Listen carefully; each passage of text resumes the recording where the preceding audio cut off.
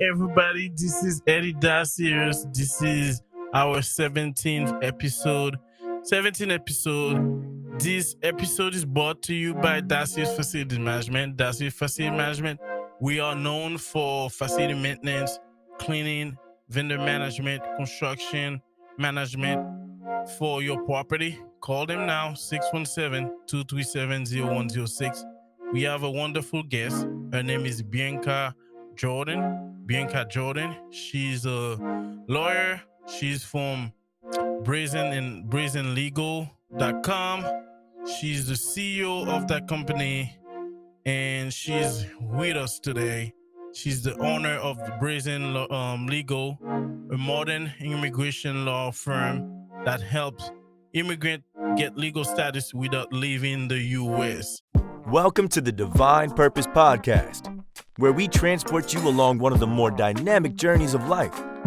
Have you ever been curious to know what it takes to become a successful leader? Or about knowing the secrets of life through the Bible? How about engaging in conversation where no topics are off limits? We will take you to new levels with guests who can help you grasp the importance of your calling. Now, here's your host, Eddy Dacius, founder of Dacius Facilities Management.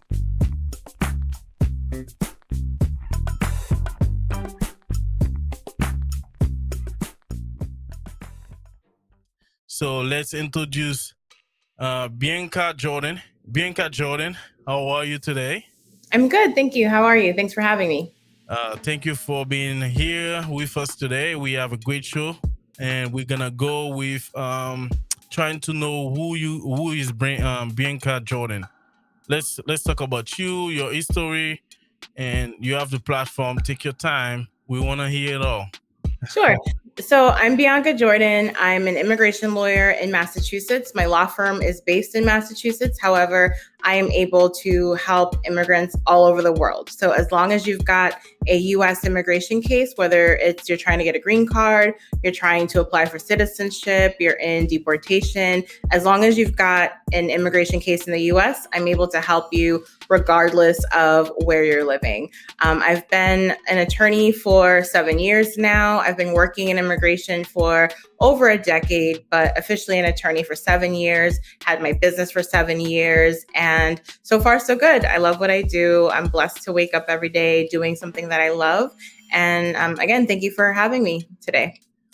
Thank you for being with us today. So one like we like to do in this platform, we like to dive deeper into the person we have, like you as a guest, knowing you. So how did you start it? So how did you grow up? Are you an immigrant yourself, or were you born here? So can you tell us more about you? Sure. So I was born in the United States. I grew up I guess you could say I grew up in Massachusetts. I'm not originally from here, but I grew up in Massachusetts. And I've wanted to be a lawyer since I was a kid. I've wanted to be a lawyer since I was 12. Yeah. I didn't really know what a lawyer did exactly, but I wanted to be one. I had a field trip in elementary school where I got to play the role of a lawyer, and I loved that experience. And I said, I think I'll grow up to be a lawyer, and I did. Wow. Some people, they're not sure at this age. So I know you said you didn't know what exactly, but what attracted you to being a lawyer? What did you like about it?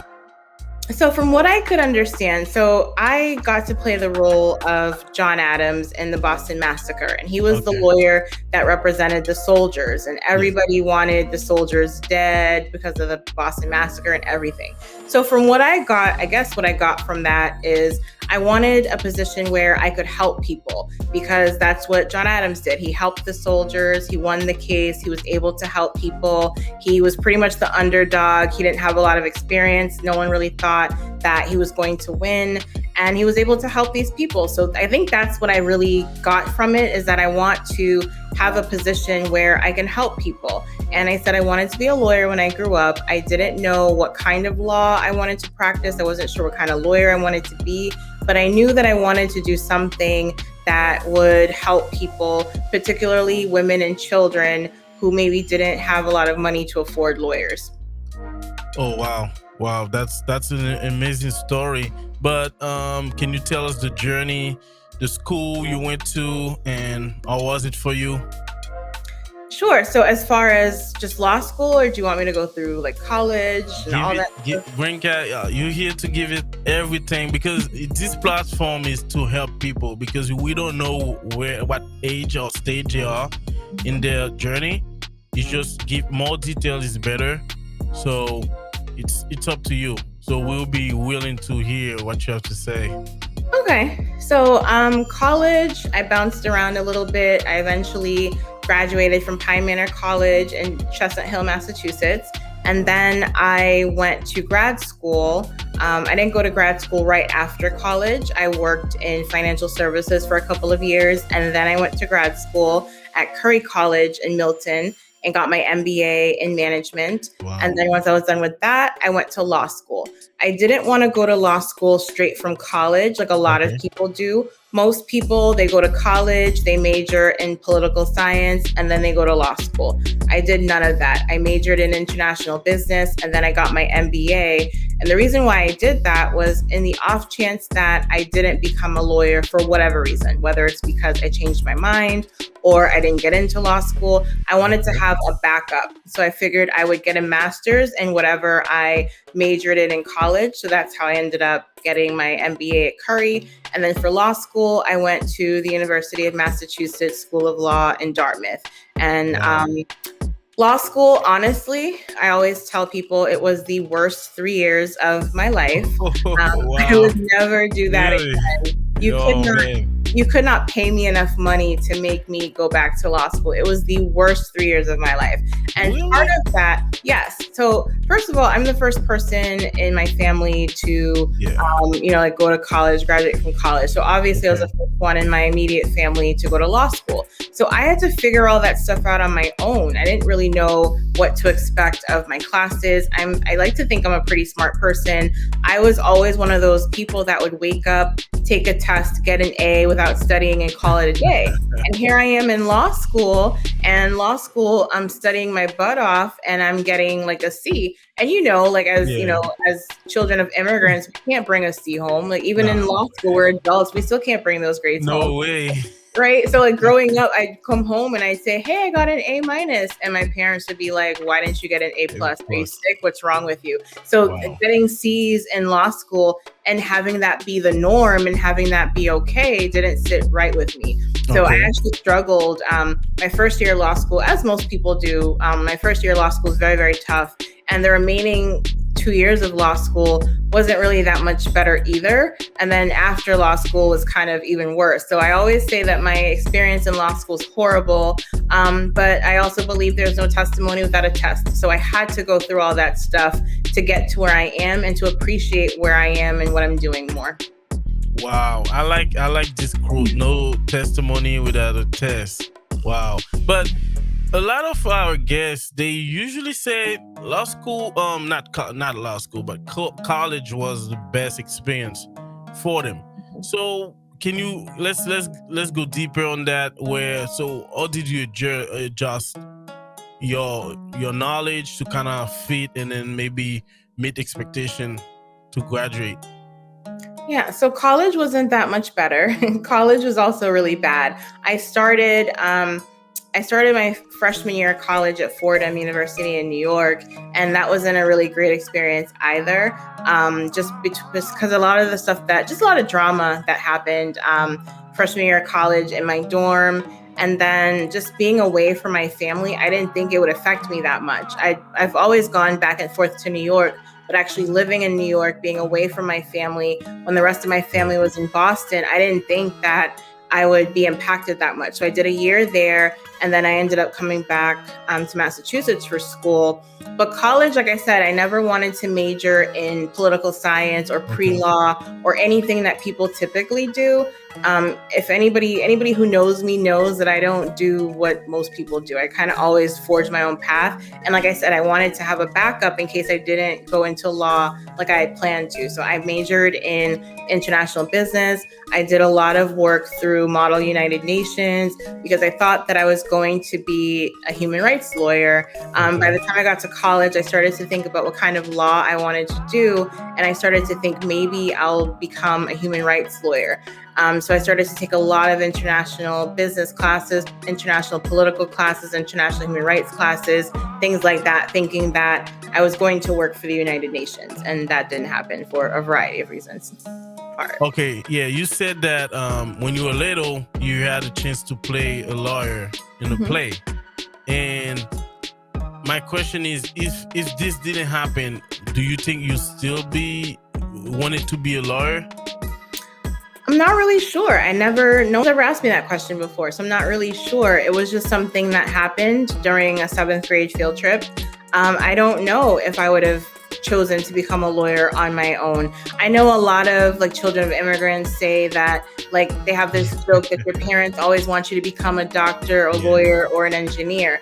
My parents never were like that. In a lot of ways, my parents aren't like a lot of other immigrant parents. So they didn't really care what we did as long as we were good at whatever we chose to do. So I don't know if I would have still wanted to become an attorney. So can you picture us you growing up in your family, the household? What was the dynamic? Sure. So I grew up with both of my parents and my little brother, in just the suburbs. I went to Catholic school my whole life. In some ways, my parents were typical Haitian parents, but in a lot of other ways, they weren't. So there's a running joke with a lot of people. Your life is pretty much, school, church, and home. And my upbringing really l'école, église, la caille, and that wasn't me. And that was really my upbringing. My parents let me do things. My parents let me be part of school activities. I used to have sleepovers. I used to go to sleepovers every now and then. Really?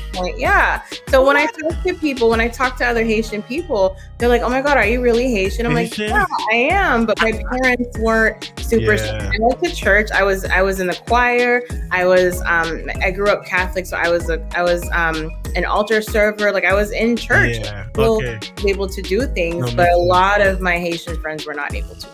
Yeah, and it's wow. That's to be honest, this is the first guest I have talking about it like that, because we had a lot of Haitian professional, they came and they talking. Yes, l'école, l'église, la caille is every guest they said it's. But I'm kind of interested. So why do you think your parents were more flexible in your development and then encourage you to do more?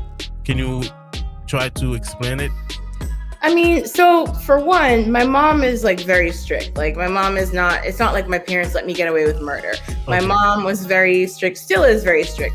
As old as I am, I'm still afraid of my mom. So I just want to make sure that that's clear. Okay. But growing up, I was very outspoken, very outgoing. So in a lot of ways, I think that my parents had no choice but to kind of let me do my thing, because I wasn't, as far as I'm concerned, I wasn't really a bad child. I wasn't out here smoking and doing all that stuff. I was a straight A student. I was an honor student. I was in the National Honor Society. I had a job. I was responsible. So my parents were like, well, we don't really have to worry about her much. So if all she's asking for is a part-time job at the mall and a car and to hang out with her friends occasionally, that's not that bad.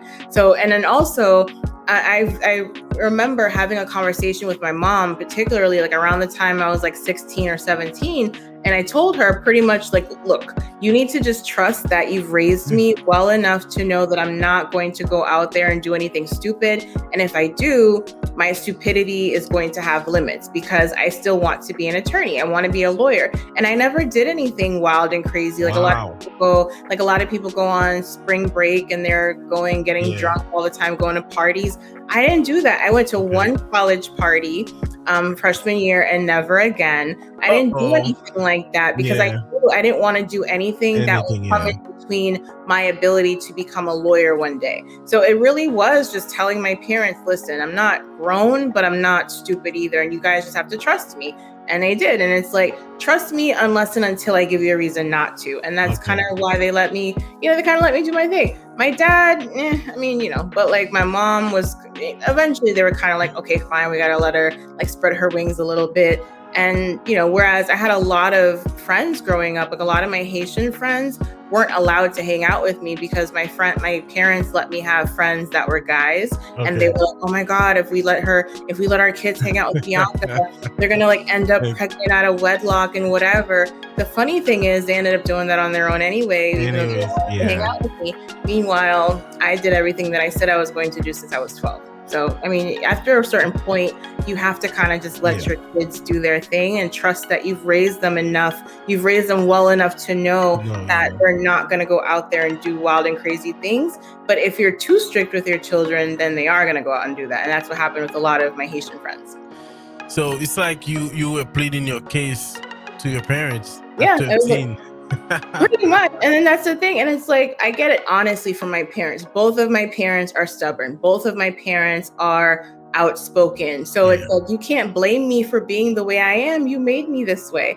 And I was always one of those children. Like, I've never been one of those kids where you just tell the kids something and it's like, why do I have to do this? And it's like, because I told you so. I'm like, no, why? Like, I'm asking you why. Like, why do I have to do this? Why do I have to listen to you? Why do I have to whatever? To the point where my parents were like, okay, just leave me alone. Just go somewhere, do your thing, whatever. Like, I guess I annoyed my parents to the point where they were like, you know what, whatever. We're not going to win this battle. We had a guest, Kernia Cassis. She said she went to in college freshman year. She went to a party and that was her last party. So, and you just said that. What happened there? For me, so that was long story short. I went with a couple of my friends freshman year of college. We got stranded somewhere in New York and we weren't able to get back to campus until like 6 a.m. the next morning. And we had to sleep in Grand Central Station and there were like rats going around. I was not feeling it. And I had to get up for work for 9 o'clock in the morning. So I was like, you know what? Never again. I'm doing this. That was a me thing. Like, it wasn't like my parents were like, you're not allowed to go. That was just a me thing. I'm like, I didn't get back to my room until like 7:30. And I literally took like maybe like a half-hour nap, and then I had to go to work for 9. And I'm like, never again. If this is what partying in college looks like, I don't need to be a part of it. Wow, I'm sorry to hear about that, but I think you learned your lesson, and that was it for you, right? Yes. But let's go quicker on. You said you didn't like your 2 years in law school, so let's give us all the details. Spill the bean for us. Well, like I said, law school is very hard for me. And like my classmates were awesome. It's not like I didn't like my classmates. Okay. I definitely did like my classmates. They were cool. I still talk to a lot of them to this day. Law school was just horrible for me because it was a challenge. It was a challenge academically. It was a challenge in a lot of ways that I didn't expect it to be because, like I said, I've always been an honor student. I've always been able to just wake up, take a test, ace it, and call it a day. And here I am in law school having to study for hours and sometimes still only getting like a C+, which was still considered good because that's how the curve works. It's very rare that a lot of people are going to get straight A's in law school, but I didn't like that. I didn't like that I was studying so hard. I'm a nerd, so I didn't like that I was studying so hard and not doing really well. And then after law school, like a lot of my classmates had jobs lined up, whether they were going to go work at their dad's firm or some other firm, or they had money waiting for them. I didn't have that. Like, I'm a poor kid from, two poor immigrants. I didn't have a job waiting there, for me. This was the first time I was going through this and the first time anyone in my family was going through this. So I had to still figure things out on my own, whereas a lot of my classmates, they were like the third or fourth or fifth person in their family going to law school. They had all this stuff waiting for them, and I didn't. So it was very, very challenging, very, very stressful, especially like after law school. I couldn't find work. I ran through all my savings. I ended up homeless for a little while. Just a lot of stuff happened to me. So for me, that was not a very great experience. but I needed to go through that so that I can get to where I am now. Would I do it all over again? No, unless God makes me. but it's kind of one Yeah. of those things where, we all have our issues and our moments where we have to really figure out if this is what we want to do. And I think in a way, God was kind of testing me to see, like you said, you've wanted to do this since you were 12. Do you really want this? This is, it's going to be hard and challenging and stuff. Do you really want to keep doing this? And at the end of the day, I fought through it, and here I am. Yeah, we like to call it embrace your calling in this platform. But one thing I can relate to what you just said is when you said that you didn't have all this opportunity laying out for you after college or after law school, but what motivates you to keep going forward even though you didn't have what your classmate had? I mean, I had made it this far with like 6 figures in debt. I had to keep going. No, but in all seriousness, I didn't have a backup plan. So I don't really believe in like a plan B. I've never had a plan B for anything in my life. Like I said, at 12, I was going to be a lawyer, and that's it. I didn't have a plan B of like, what if I don't become a lawyer? Like, yeah, I majored in business in the off chance, but I didn't really have anything like, what does that look like? If I can't become a lawyer, what does my plan B look like? Like, what could I do with this business degree? I had no idea. So I've never really had a plan B career. It was lawyer or bust. And when I couldn't become, the first time I took the bar, I failed by 1.47 points. And I was so mad because seriously, 1.47 points. Like, here's the biggest test of my life, the one that matters the most. And that's the one that I fail. So I was like, what am I going to do with myself? Because I don't have a backup plan. It's lawyer or bust. So I had no choice but to keep going, because what else was I going to do? Start an OnlyFans or something? Like, I had to become a lawyer because that was all I knew that I was going to do. And one thing is, we can fail, but how did you get back to your feet after this this failure? And the way you're talking about it, you were disappointed about it. So what happened to you, or did you end up going back and studying and then pass the test?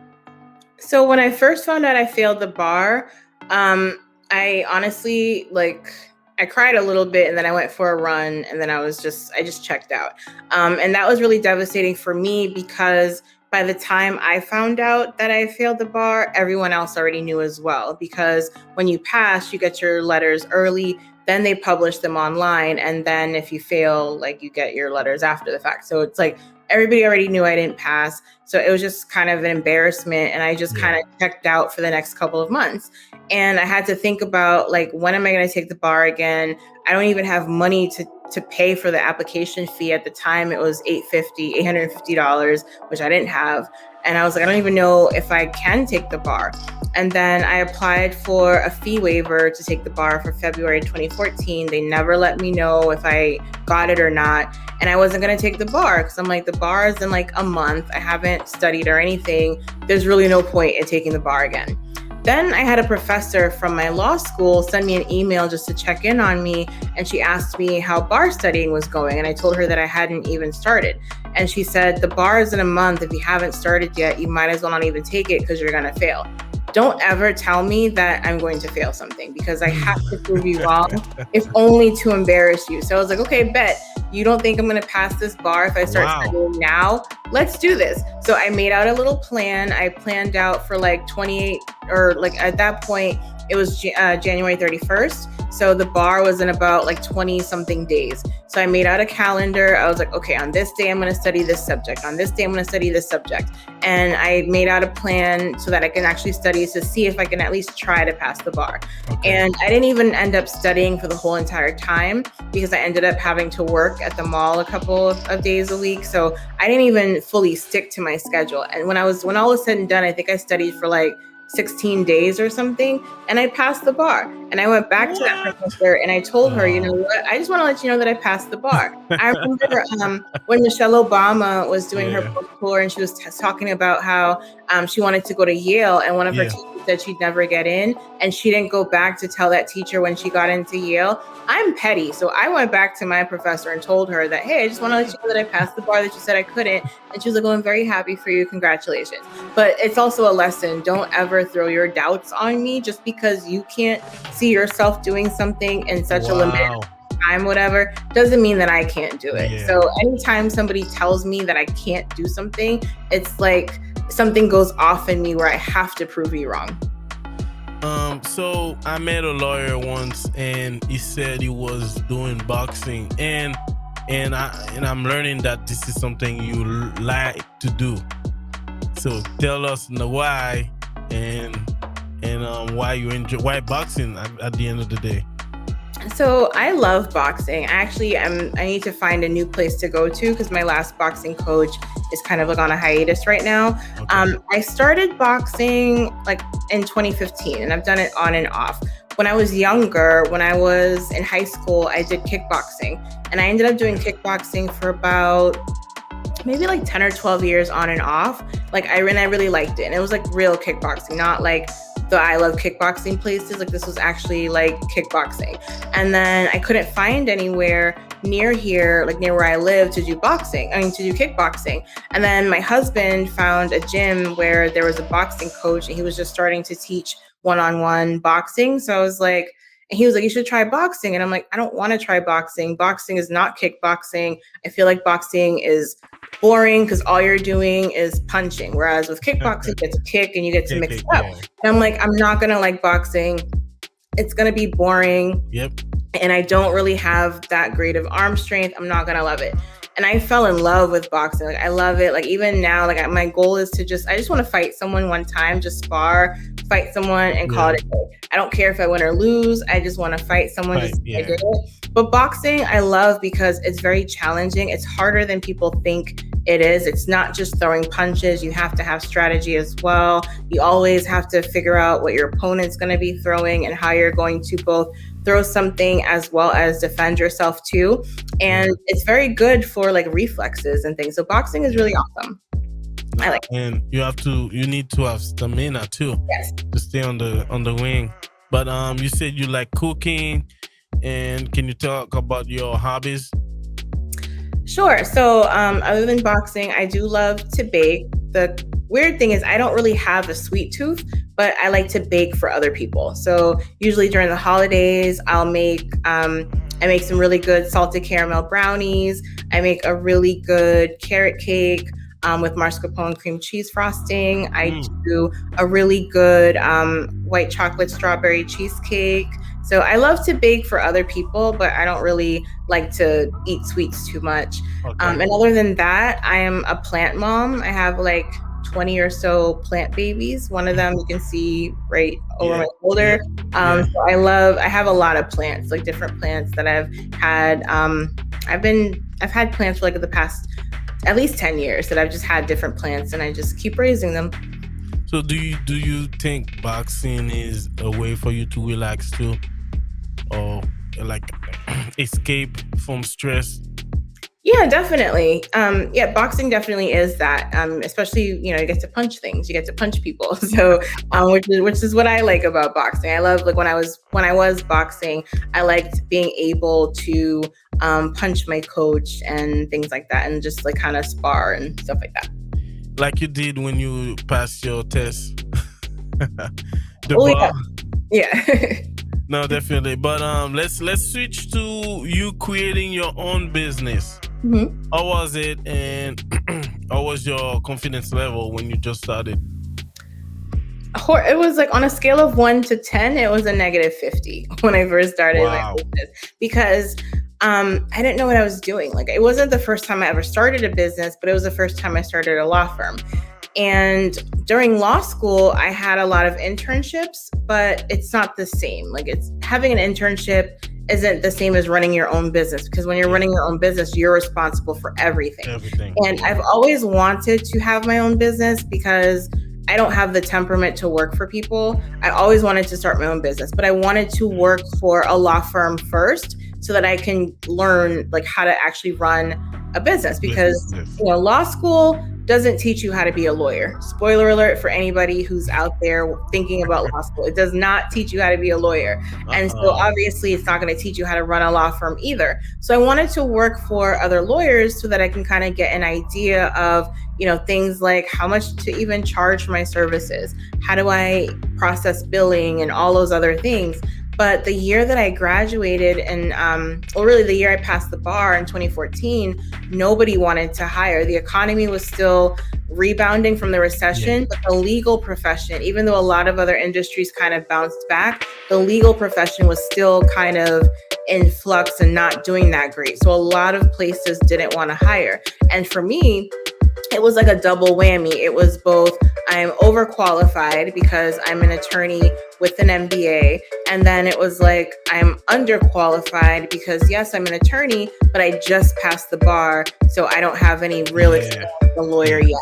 Wow. So after a while, that summer, I applied to over 500 jobs everywhere. Like if I applied to jobs in Connecticut, Massachusetts, New York, Rhode Island, Maryland, Virginia, DC. Like I actually ended up moving to DC with my then boyfriend, now husband. We both had job offers down there and they both fell through. We had housing down there that fell through, which is how I ended up, temporarily homeless. And so people can't say that I didn't do everything in my power to try to get a job. I applied for jobs everywhere. I had multiple versions of my resume. Eventually I ended up running out of my savings, running out of my retirement. My phone got cut off, so it came to the point where I couldn't make calls. So I always had to make sure I was on in case an employer was calling me, because I wouldn't be able to call them back. I had to go to Starbucks to use their free Wi-Fi so that I could apply to jobs. It was rough. It was really rough. And I just remember one afternoon, we had actually ended up moving back to Massachusetts because my husband was able to get his job back.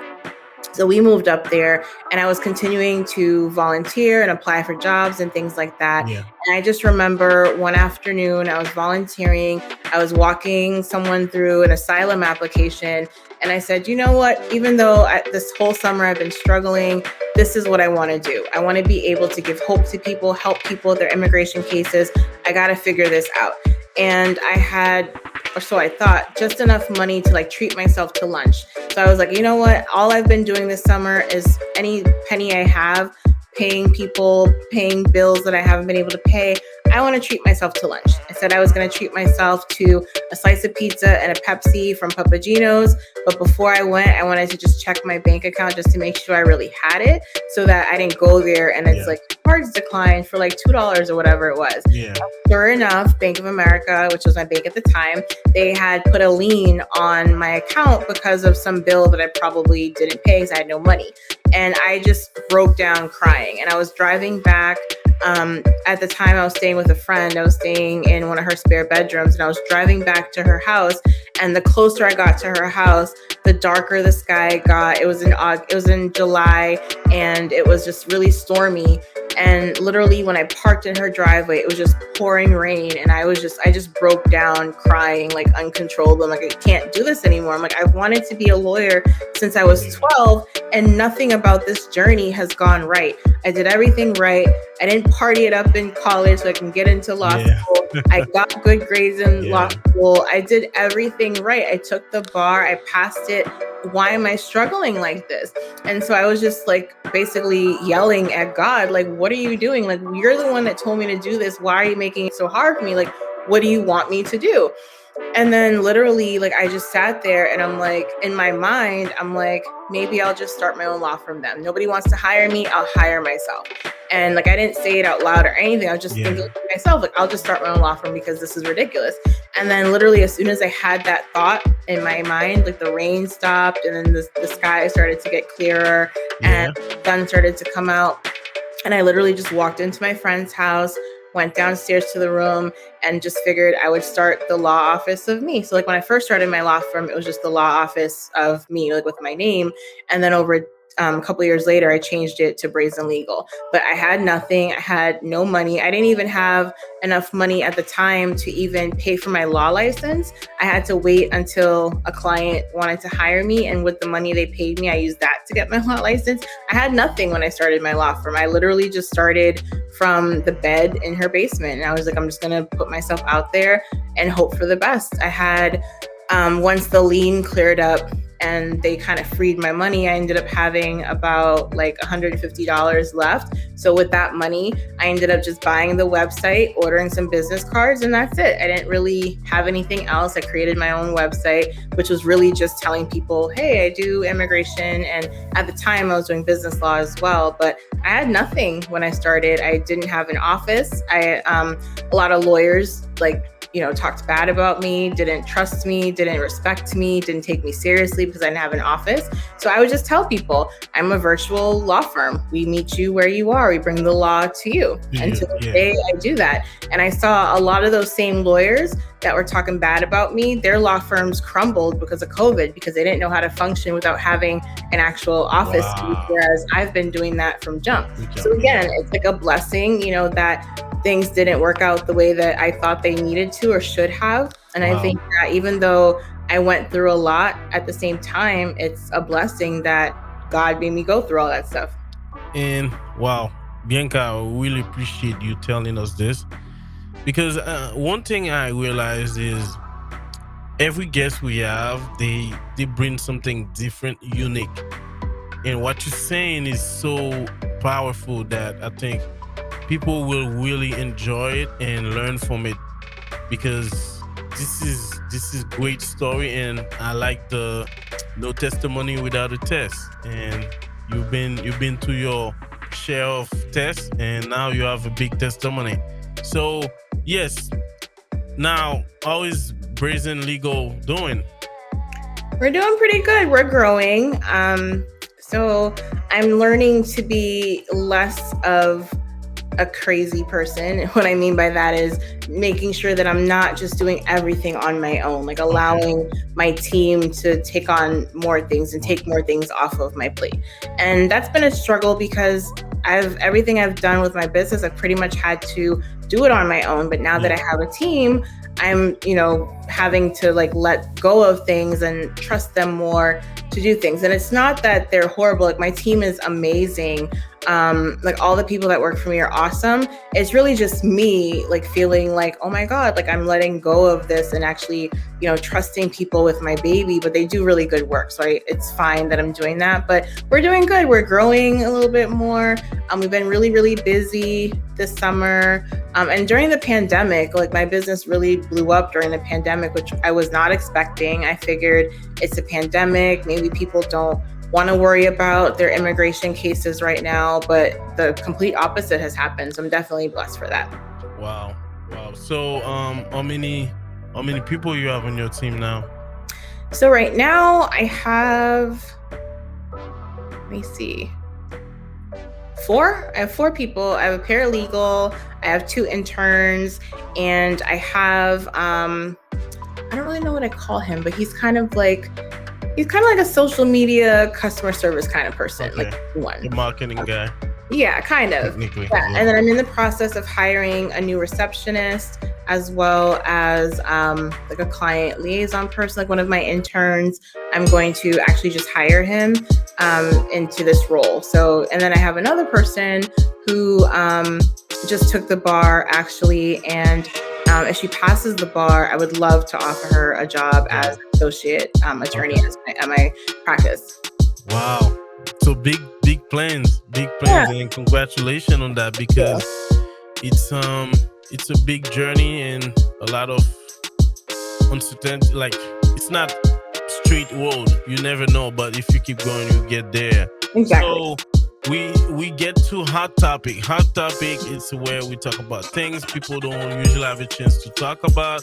So first question for you, what do we need to know about marriage visa or fiancé visa for green card? Okay, so for fiancé visas, I don't like them. This is an unpopular opinion. I do not like fiancé visas. Okay. And the reason, I don't have enough time to tell you why I don't like them, but they're very limited. They're not I think a lot of people like them because of the show 90 Day Fiancé. So they figure, let me just go the fiancé visa route. But for a lot of people, it actually makes better sense to just get married and do the green card. And right now, depending on what country you're from, so for example, if you are in Haiti right now and you want to go through the fiancé visa process, you're going to be waiting a very long time because the embassy in Haiti is not even processing fiancé visas. So I always recommend, when you have an immigration question or you have a case and you're trying to figure out your strategy, always talk to an immigration lawyer first, because there might be something faster that you can go to. It used to be that fiancé visas were faster than green cards, but not anymore. So the marriage route is the best route. So if you're able to get married in your home country, do that. But I do also recognize that not everybody has that opportunity. Yeah, definitely. But so what should we know? Because I know you said it's there's a lot of issue with it. Can you tell us a few of it? The fiancé visa? Yes. Sure. So one of the issues with the fiancé visa is that if you come to the United States with a fiancé visa, you can only get a green card in the US from that person. So if you break up, if you don't get married for some reason, or if you get married and then you get divorced and then you get remarried to someone, you can't get a green card from that person easily. You're gonna have to go back to your home country and there could be complications in your case. Another common thing that happens with people that, or the people that come in with fiancé visas, sometimes the American citizen that's getting you the fiancé visa, sometimes they change their mind. Sometimes they start to abuse the foreign fiancé. And so, trying to control them, and say things like, if you don't do X, Y, Z, I'm going to call immigration on you and things like that. And that could put that person in a bind as well. So I don't really like them for a variety of reasons. They're very limiting, but I also understand that some people, that's their only option. Like, especially, for example, for countries that don't recognize same-sex marriage, people wouldn't be able to go in that home country and get married and get the green card. So their only option might be the fiancé visa. So for some people, it makes sense, but generally, if you can get married, I always recommend doing that and then going the green card route instead of the fiancé visa. So, do you, like, the way I'm trying to understand it is that fiancé visa is promoting longer marriages? Is that it? Not really. So it's not promoting. I mean, the whole point of the fiancé visa is just to come to the US so that you can get married. That's it. It doesn't give you anything else other than that. So because of that, because of how limiting it is, and like I said, you can only get a green card from the person that brings you in on the fiancé visa. It just has so many limitations that I recommend, if you're able to get married, just do that and do the green card instead. Okay. Yeah. Thank you for sharing. So let's go with TPS for Haitian. I know if you're following the news, there's a lot going on in Haiti now after the death of the president and the natural disaster now. So what should we know about TPS? Sure. So TPS for Haiti, at least this current designation, TPS for Haiti has been around since 2010. It was redesignated in 2011 and again in 2021. So for what you need to know about TPS for Haiti now is that if you are a citizen or national of Haiti, or if you don't have any nationality and you last lived in Haiti and you were in the United States as of July 29th, 2021, then you can apply for TPS for Haiti. It doesn't guarantee that you're going to get it. And that's the thing that a lot of people don't fully understand. There are some people that won't be able to get TPS for Haiti because either they came too late or they lived in another country for a really long time. They had permanent residence or citizenship in another country. For example, people that left Haiti and then they go live in Brazil for like 15 years with residency, they're going to have issues with getting TPS. But generally, for a lot of people, if you're applying for TPS, especially if you are one of those people that lived in another country like Brazil or Chile or Ecuador or Mexico or if you have any criminal issues, if you came in on a student visa, if you applied for asylum, or if you're in deportation, if that's your situation, you want to make sure that you're working with an immigration lawyer. Right now, there are unfortunately going to be a lot of non-lawyers wanting to take advantage of Haitian people for a variety of reasons. And so I always caution people, make sure that the person you're working with is actually a lawyer, not a random tax preparer, not a random pastor at your church. Make sure that they actually are licensed to practice law, because if you don't qualify for TPS and you apply and your case is denied, if you don't have any other legal status, they're going to put you in deportation. So now you're going to find yourself in front of an immigration judge with no lawyer to help you. So you always want to make sure that you're working with a lawyer. If you can't afford a private lawyer like me, there are a ton of nonprofit organizations like Catholic Charities that are willing and able to help people. They have attorneys. The attorneys aren't free. Like, the attorneys get paid to work there, but they don't charge you for the legal services. They'll charge you for the filing fees that you have to pay immigration, but they won't charge you personally for the lawyer's fees. But so can you give us some tips or to know who's a legit lawyer or not? Because at the end of the day, people can say, yeah, I'm a lawyer, but what should we be looking for? Sure. So, I mean, obviously, number one, ask them if they're a lawyer, see how they act. If they seem offensive or on the defense that you're even asking them, that could be a red flag. You can also look them up. You can look them up to see where they're licensed to practice law. Like, for example, I'm licensed in Massachusetts. So you can look me up. You can see that I'm licensed in Massachusetts. You can see all my information about the fact that I actually am a lawyer licensed here. And as an immigration attorney, because immigration is federal, I'm able to help anybody anywhere. So start with asking the person, are they a lawyer? Ask them what state they're licensed in. Look them up. If nothing shows up, then that's a kind of red flag that they're not really a lawyer. Always look people up.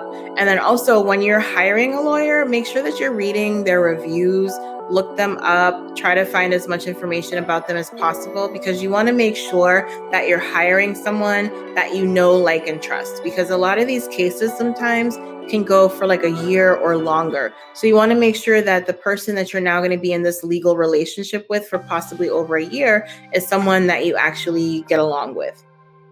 So one thing I heard and people asking a lot is in my community where they had somebody they grew up with and they want to help that person. So how can they help that person if that person, maybe they can be related or not? What can they do to bring that person to the US? What legal action they can take for that? So there's not really much, unfortunately. I always say it's very hard to come to the US and it's even harder to stay.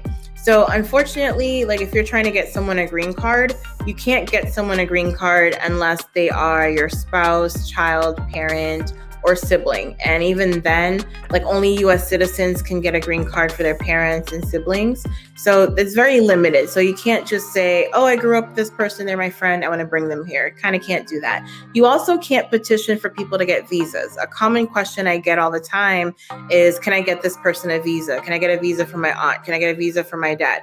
You can't get a visa for anybody. The person that needs the visa, they're the ones that have to apply for the visa. They're the ones that have to convince immigration that they're going to come back to Haiti or whatever country once their visa expires. It used to be back in the day, you could write a letter on behalf of someone like, oh, I want this person to come to my wedding or whatever. Immigration doesn't care about that anymore because anybody can write a letter for any reason. The only thing that's going to get you that visa is you have to convince the immigration officer that when your visa expires or when your I-94 expires, you're going to go back to Haiti. And if you can't do that, like, God could be your lawyer, you're not getting that visa. So that's one thing that people should understand about the process. So you said that if you came here with a student visa, you won't be eligible for the TPS for Haiti?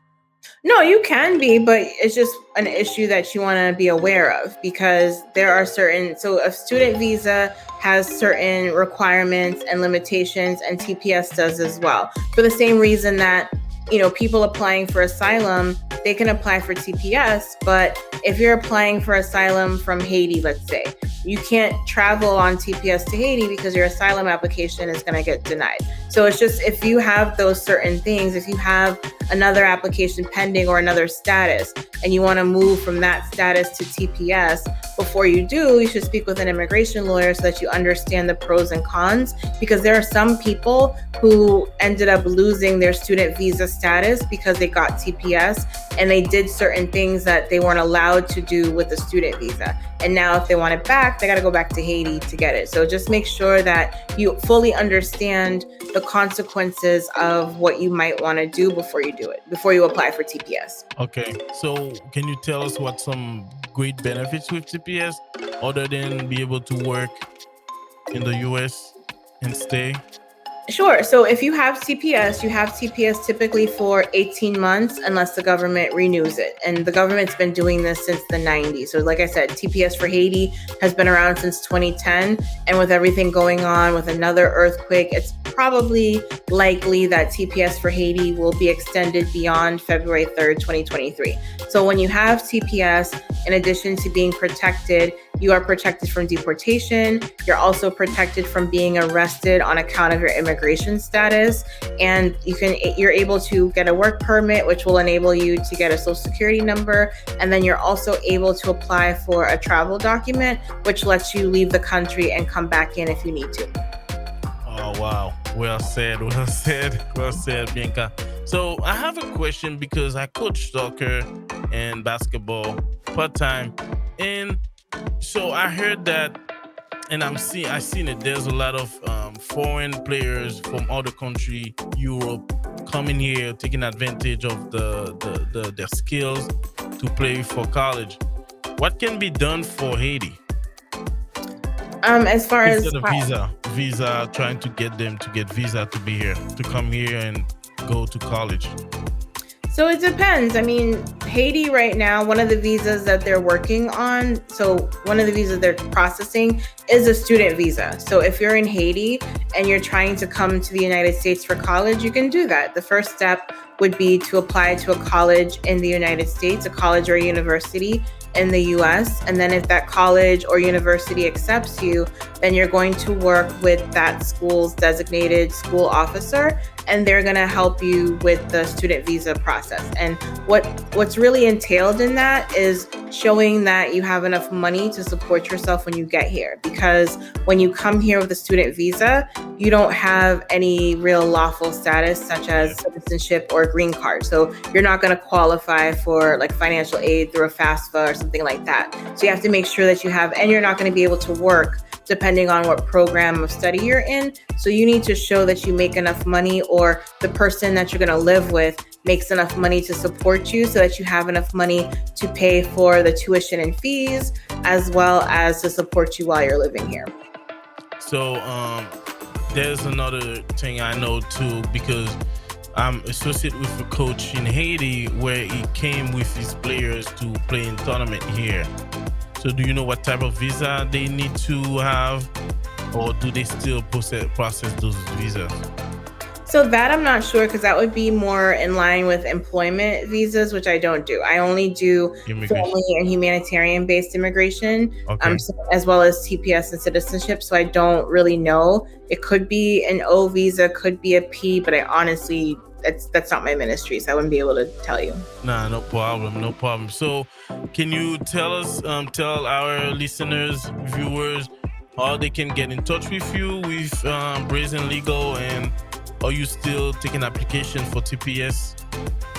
Yeah, so I have clients. There are so many countries. I think right now we have like 12 or 13 countries that have TPS, and a lot of them are being redesignated. I secretly think they all will be. That's my hope.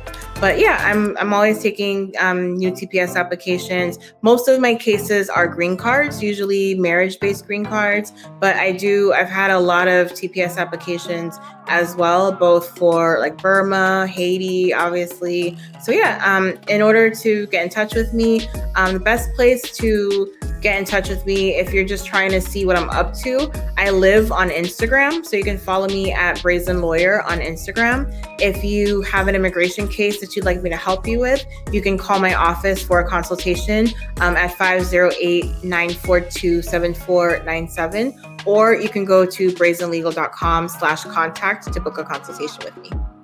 All right. So, last question: can people get married with TPS? And if let's say somebody with TPS and they can get married with somebody else, and do TPS is transferable, or is it only green card? So, I mean, people with TPS can get married. People without TPS can get married. TPS is not transferable, meaning if you have TPS and you get married, you're not giving someone TPS. Similarly, if you get TPS and you have a kid, you're not giving your kid TPS. Each person who wants to apply for TPS has to apply on their own. But yeah, someone who has TPS, if they get married to someone who can give them a green card, they can get a green card. They're eligible to get a green card. As long as you qualify for a green card, it doesn't matter if you have TPS or whatever, you can still get it. Wow. So thank you, Bianca Jordan from Brazen Legal. And like she said, you can call her 508-942-7497 or Bianca at brazenlegal.com. So last word for you, Bianca. I'm sorry? Last word for you. Thank you so much for having me. This was fun. You asked me a lot of questions that no one's ever asked me before. Like, I've been on other podcasts and done other interviews, and there are some questions you asked me that no one's ever asked me before. So this is really fun. Thanks for having me. Thank you. So that's what we like, because at the end of the day, we want to know you, your path, and we can learn. So one thing that's stuck in my head is no testimony without a test. Yeah. And this is true, and I think you are living truth of that testimony, and you're still going forward. So congratulations in your business, and hopefully you get more cases and helping your calling, helping people with green card and visa, and to stay in the USA. Thank you. Thank you, Bianca. Appreciate it. Hey, thank you for watching the Divine Purpose Podcast on YouTube. For more streaming with interesting guests and premium content, subscribe now on DPPodcast Live.